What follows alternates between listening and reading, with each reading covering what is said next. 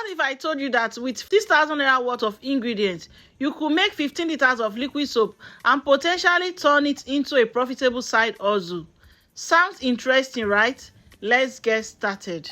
For this recipe, I'll be using SLS, soda ash, foam booster, nitrosol, caustic soda, sulfonic acid, Tezapon, STPP, fragrance color, and about 15 liters of water.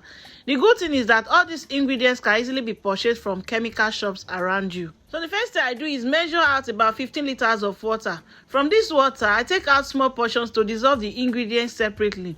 This is very important step because proper dilution helps prevent lumps and ensures all the ingredients mix properly. For the sulfonic acid and Tezapon, I mix them together separately and then set it aside. Then I dissolve the remaining ingredients separately and keep them ready for the main mixing stage. I do not dissolve the nitrosol at this stage. Many beginners make this mistake and it can lead to lumps that are difficult to remove later. Once everything is dissolved, it's time to start mixing. Into the remaining 15 liters of water, the very first thing I add is the nitrosol. As soon as I add it, I begin stirring immediately and continuously. Don't leave it sitting in the water. Keep stirring because nitrosol can become lumpy very quickly if not mixed properly.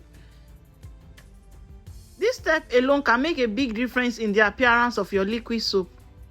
Once the nitrosol is properly dissolved, I start adding the other ingredients one after the other. As you can see, there is no special order here. The important thing is that all the ingredients have already been dissolved properly before being added to the main water.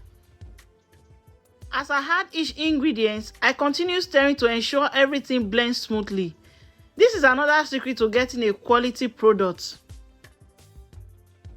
A lot of people rush the mixing process, but taking your time here can improve the final result significantly. After adding all the ingredients, I continue stirring until everything is well combined. Then I allow the mixture to rest for a short while. This gives the ingredients time to settle and blend together properly. Now it's time to add the perfume. Instead of pouring the perfume directly into the entire batch, I take out a small portion of the liquid soap first. I add the perfume to that small portion and mix it thoroughly.